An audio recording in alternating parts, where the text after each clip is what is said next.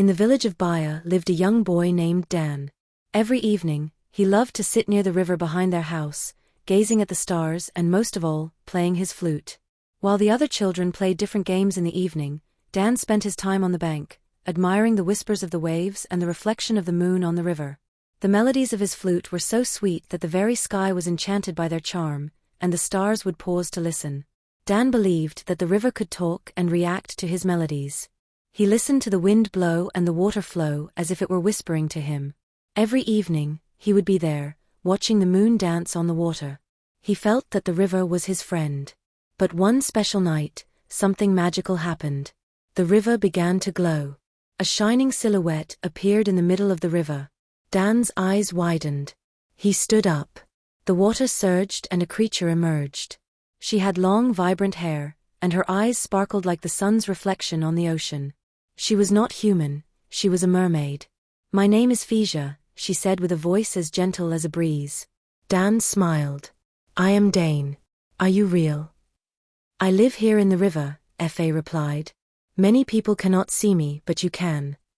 Dan's heart began to pound. He had never seen anything like it. Fa was very beautiful and very kind. "The melody of your flute has drawn me here. I came to see with my own eyes the source of my healing." In fact, Fa suffered from an incurable illness, and it was thanks to the repeated melodies of Dan's flute, which she listened to every evening, that she had finally recovered. The high priestess told her that she must forever be grateful for that sound, wherever it came from, for it was the mother's answer to her greatest wish. It was the fulfillment of the prophecy, the melody of a chosen child, a child with a pure heart, a child with an innocent soul. And Dan knew nothing and understood nothing of all this. "Will you come back again?" Dan asked her. "Yes, if you continue to believe," Fa replied. "I will always believe," Dan retorted. "One day when I'm grown up, I will marry you." Fa smiled. "But I am a river spirit. Our two worlds are very different."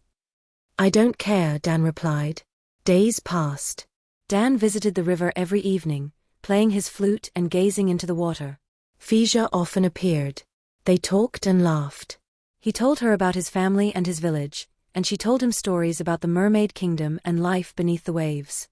Dan brought Fa candy, and Fa sang for him. "Here, this is for you," Dan said, handing a candy to Fa. "Is this what humans eat?" Fa asked. "Yes, but not only this. It's called candy." "Candy?" Fa asked. "Yes, all boys my age love it." "What a funny name." Fa laughed. Years passed. Dan grew up and always remembered Fa.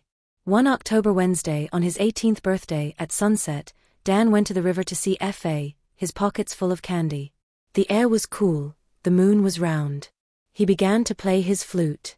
A few minutes later, Fa emerged. "There you are at last," Dan said. He approached her. "Do you remember my promise?" "Dane, it's impossible," Fa replied. "Humans and mermaids cannot marry. I am destined to marry Xiron." "Zir? Who is Xiron?" Dan asked. "He is a merman prince, born to it," Fa replied. "He is the one the mother chose to be my fiancé." Dan's face clouded with sadness. He remained silent for a moment. He looked at the sky, then at his flute, then at Fa. "But we can continue to be friends, I don't mind," Fa said. "Okay," Dan replied. "That's what I was about to tell you. I will visit you every day. I will always play the flute on the bank in the evening." Fa smiled. "And above all, never forget the candy," she said. Dan burst out laughing. In the depths of the river, Xiron, the strongest and most respected merman in the kingdom, began to notice Fa's frequent absences. One day, as he was swimming through the reefs, he spotted Fa talking to Dan on the bank. Seeing them laugh together like old friends sent a wave of jealousy through his heart. "Who is this human she spends so much time with?" Xiron muttered, his chest tight with anger. The next day, Xiron approached Fa as she sat in her coral palace, brushing her hair. "Fa," Xiron said in a calm but tense voice. "Who is this human you meet by the river?" Fa froze for a moment, then turned to him, trying to remain composed. "His name is Dan. He's a friend," she replied lightly, avoiding his penetrating gaze. A friend? A human? Don't you know the dangers of associating with their kind? Zyron's voice rose slightly. Fa sighed. Dan is different. He saved my life, and I owe him a lot. He has been kind to me and has shown me nothing but respect. Zyron's face darkened. You owe him nothing but your gratitude. Spending too much time with humans can only bring trouble. I won't allow it. Fa frowned. Allow it? Zyron, you don't control me. Dan is my friend, and I will continue to see him if I wish. Zyron clenched his fists but said nothing more. He sped away, his mind filled with the images he had seen. A few days later, Dan returned to the river with a pearl necklace he had bought in town. He wanted to thank Fa for being such a precious friend. Fa, he called from the bank, holding the necklace. Fa arrived quickly, her face lighting up when she saw him. Dan, what a pleasant surprise. She climbed onto a rock near the bank, her tail gleaming in the sun. Dan handed her the necklace, and her eyes filled with joy. It's beautiful, Dan. Thank you, she said, stroking the smooth pearls between her fingers. They laughed and talked, unaware that Zyron was hiding behind the reeds, his eyes burning with jealousy. He watched them, his teeth clenched. This human thinks he can steal Phasia from me, Zyron thought. I will show him the strength of a merman. The next time Dan went to the river, Zyron was waiting for him. Fa had not yet arrived. Dan was sitting on a rock near the water, throwing stones and humming a song. Suddenly, the water boiled and swirled. Before Dan could react, Zyron emerged, imposing and menacing. You! Zyron bellowed, pointing a sharp trident at him. Dan backed away, surprised by the sudden appearance of the merman. Hello, he replied cautiously. You dare to come to this river and talk to Fa?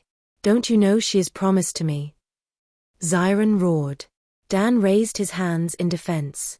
I mean no harm. Fa and I are friends, that's all. Zyron's eyes narrowed. A human and a mermaid cannot be friends. Leave now and never return. Despite his fear, Dan stood his ground. Fa has the right to choose her friends. You can't control her. Zyron let out a roar of anger and lunged at Dan with his trident. Dan narrowly dodged, stumbling as the trident struck the rock behind him. Zyron, stop. Fa's voice cried as she arrived at the scene. Zyron turned to her, his face contorted with rage. Fa, this human is a danger to our people. He must leave and never return. Fa placed herself between Dan and Zyron, using her body as a shield. You're wrong, Zyron. Dan is not a danger. He is my friend, and I won't let you hurt him. Zyron's anger intensified. Friendship with humans only leads to destruction. Phasia, don't you care about our people? I care about you and our people, Zyron, but Dan saved my life when no one else could. He has proven he can be trusted. Zyron hesitated, loosening his grip on the trident. He looked at Fa, then at Dan, and growled in frustration. This is not over, he said, disappearing into the water with a powerful flick of his tail. After Zyron left, Fa turned to Dan, who was still shaken. I'm so sorry for what just happened, she said, helping him up. It's nothing, Dan replied, dusting off his clothes. But Phasia, is it safe for me to keep seeing you? I don't want to cause you any trouble. Fa gave him a gentle smile. You haven't done anything wrong, Dan. I'll take care of Zyron. Don't let this stop you from coming to see me. Dan nodded, although a sense of unease lingered. He felt that Zyron would not stop there. On her part, as Fa returned to the depths, she felt torn.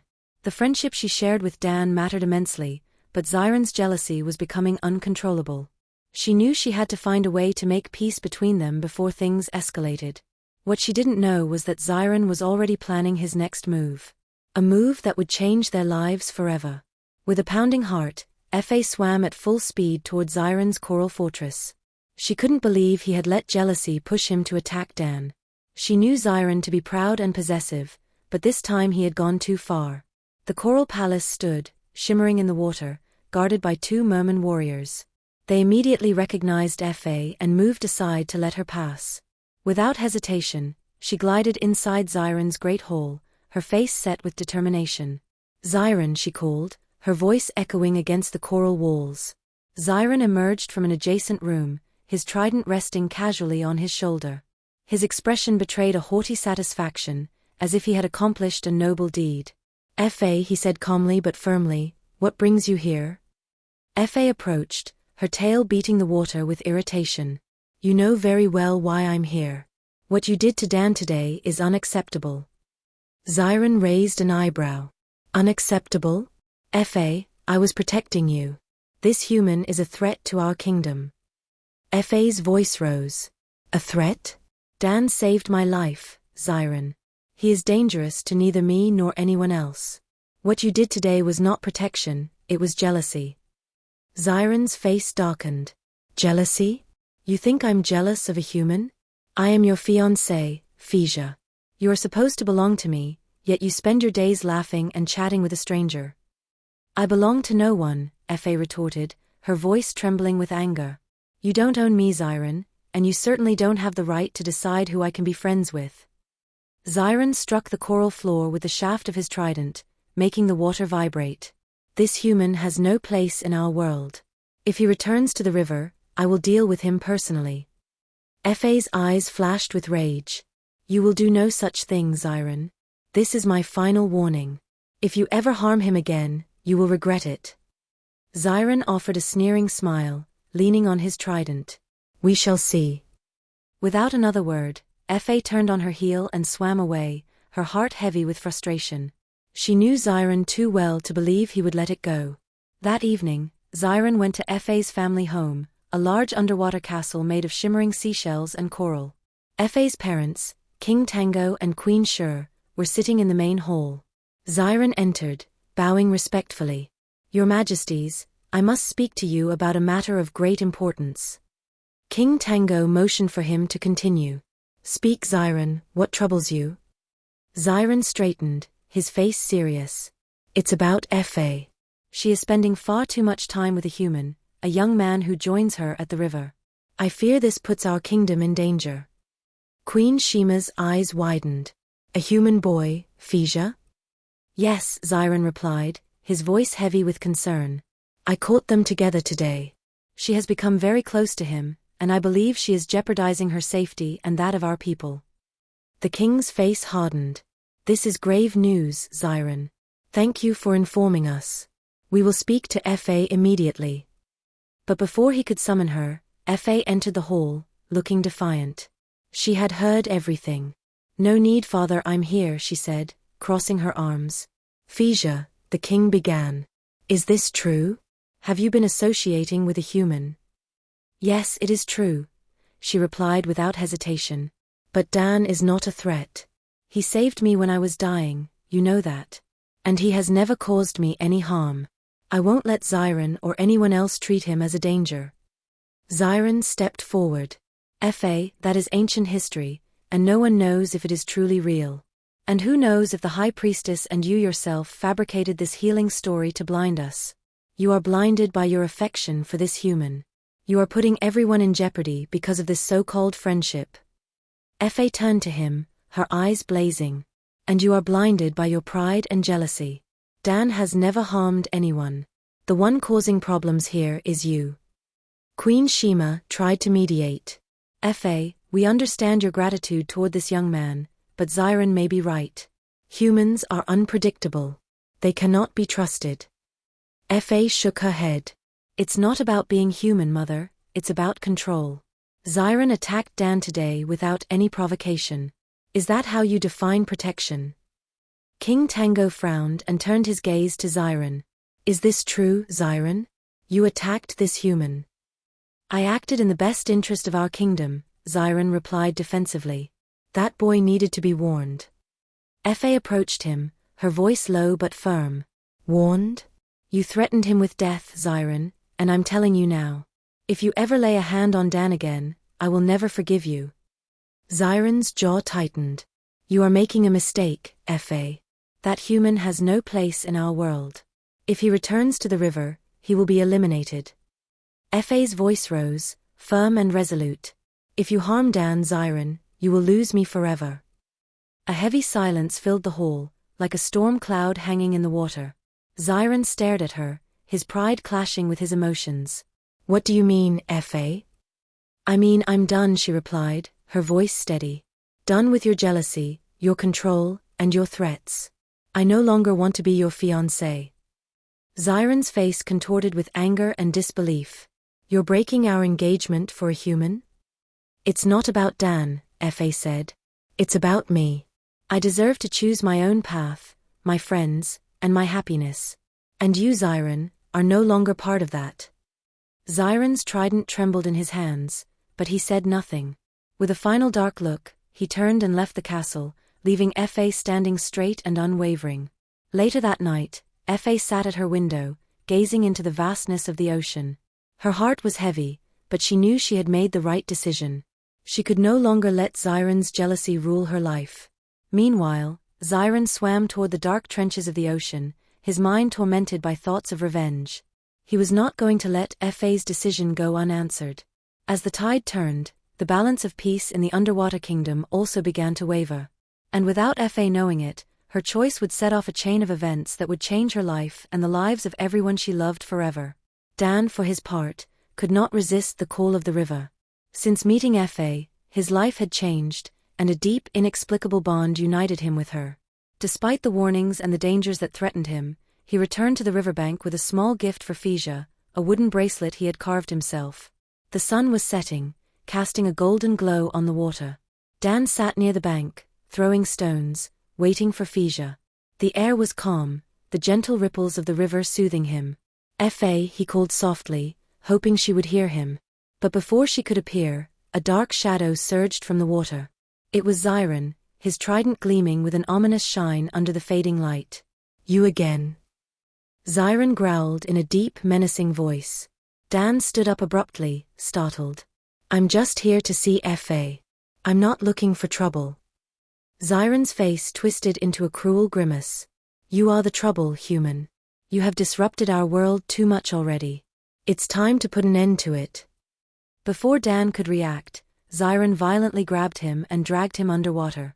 Dan struggled, fighting to breathe, but Zyron's grip was too strong. Days passed. Dan's mother began to worry. He hadn't returned, which was unlike him. She went around the village, asking neighbors if they had seen him. Have you seen my son, Dan? She asked a group of women sitting by the fire. One of them looked up. The last time I saw him, he was heading toward the river. Dan's mother's heart sank. The river. Yes, the woman replied. I saw him walking in that direction earlier today. Panicked, Dan's mother rushed to the river, her loincloth clutched at her waist. Tears streamed down her cheeks as she reached the bank.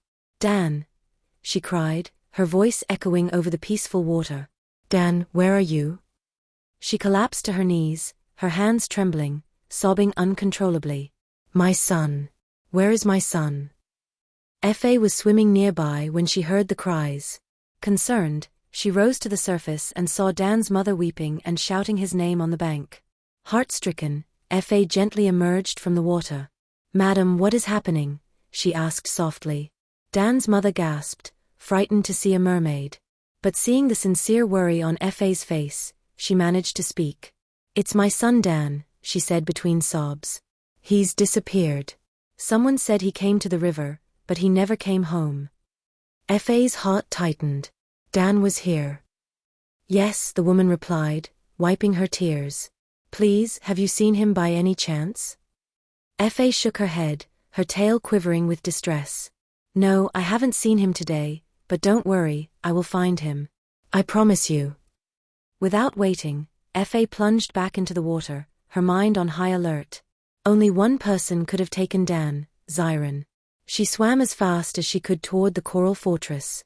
Her tail sliced through the water like a blade. Her heart pounded, torn between fear and anger. At the entrance, the guards tried to restrain her. I must see Zyron, she ordered. He is busy, one of them replied. It's urgent, Fa retorted, pushing past them and storming into the great hall. Zyron was lounging on his coral throne, the trident resting beside him. He looked up when she entered, his eyes gleaming. Zyron, she screamed. Where is Dan? Zyron's expression remained calm, but a flicker crossed his eyes, a mix of guilt and satisfaction. I don't know what you're talking about, he said, leaning back into his throne. "Don't lie to me, Zyron," Fa shouted, approaching. "I know you took him. Where is he?" Zyron's face hardened. "Even if I did, it was for the good of the kingdom. That human has no business here." Fa's fists clenched. "Dan has done nothing wrong. He is my friend. You had no right to do that to him." Zyron stood up, his trident in hand. "He is a danger to you, Fa. Can't you see it? Humans are nothing but chaos. I am protecting you." "That's not protection, that's jealousy," Fa cried. "You can't stand that I care about someone other than you." Zyron approached, his voice low and icy. "You're right, I can't stand it, but it doesn't matter. That human is gone. He won't be coming back." Fa's heart broke. "What have you done, Zyron? Where is Dan?" Zyron offered a cruel smile. "Let's just say he won't be bothering us anymore." Fa's eyes filled with tears, but she stood firm. "You will regret this, Zyron, I swear on the ocean itself. You will regret it." Without waiting for his answer, she turned and fled, her mind buzzing with plans to save Dan. She knew she had to act fast, but she also knew she couldn't do it alone. Back at home, Fa found her mother, Queen Shur, who immediately noticed her distress. "Fa, what is going on?" she asked, approaching. "It's Dane," Fa replied in a trembling voice. "He's disappeared, and I'm certain Zyron is holding him." The Queen's face grew serious. "Zyron? Are you sure?" Fa nodded. "He didn't confess, but I know it. He's holding him. I have to find Dan before it's too late." The Queen placed a hand on her daughter's shoulder. "We will help you, my daughter. You won't do this alone." Fa agreed, her determination growing. She would do anything to save Dan, no matter the cost. Meanwhile, in the dark depths of the ocean, Dan was held prisoner in an underwater cave, guarded by 2 mermen loyal to Zyron. The cave was cold and damp, and Dan shivered against the seaweed-covered walls, his wrists bound with sea vines. "Why did he do this to me?" he whispered. "I just wanted to see my friend." He thought of Fa. She would come for him, he was sure of it. And he held on to that hope like a lifeline. Fa, for her part, was gathering her allies. She would not let Zyron get away with this. She would not rest until Dan was free. The battle for Dan's freedom had just begun. To be continued. If you want us to continue with the second part, tell us in the comments and like the video.